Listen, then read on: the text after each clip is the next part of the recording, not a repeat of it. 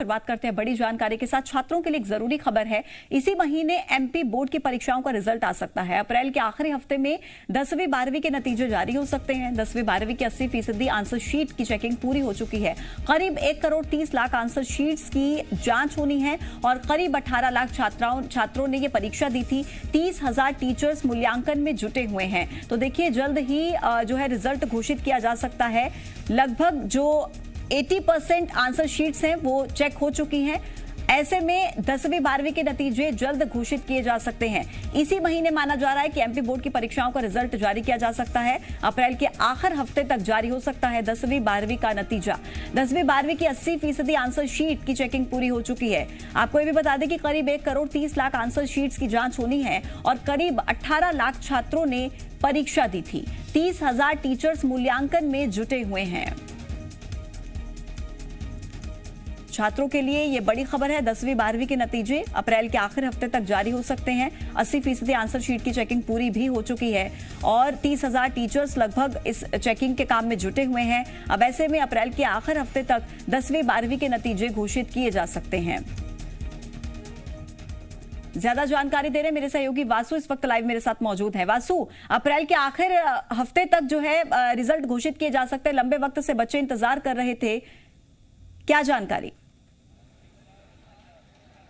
बिल्कुल, देखिए 10वीं 12वीं की जो बोर्ड परीक्षाएं हुई थी उनके कॉपी चेकिंग का काम जो है वो तेज़ी से चल रहा है। जो जानकारी मिल रही है उसके अनुसार अब तक 80% जो कॉपीज़ हैं वो चेक की जा चुकी हैं और रिज़ल्ट बनाने की तैयारी में अब जो माध्यमिक शिक्षा मंडल है वो जुट चुका है। संभवतः ये माना जा रहा है कि इस महीने 24 अप्रैल से 30 अप्रैल के बीच जो है वो नतीजे घोषित कर दिए जाएंगे। 5 मार्च से जो कॉपी चेकिंग का सिलसिला है वो शुरू हो गया था और लगातार चल रहा है। करीब 30,000 शिक्षक शिक्षिकाओं की ड्यूटी कॉपी चेकिंग के काम में लगाई गई थी, जो कि बोर्ड परीक्षाओं की कॉपीज की चेकिंग कर रहे थे, मूल्यांकन कर रहे थे और ये काम अब लगभग पूर्णता की ओर पहुंच गया है। अब स्टूडेंट्स को ज़्यादा इंतजार नहीं करना होगा और इसी महीने तक जो रिजल्ट है वो जारी कर दिए जाएंगे। माशिम, हमने पहले ही स्पष्ट कर दिया था कि हमारी कोशिश है कि जल्द से जल्द जो परिणाम है उनको घोषित कर दिया जाए ताकि जो अगली प्रोसेस होती है खासतौर पर 12वीं के छात्र छात्राओं के लिए, क्योंकि उन्हें कॉलेजेस में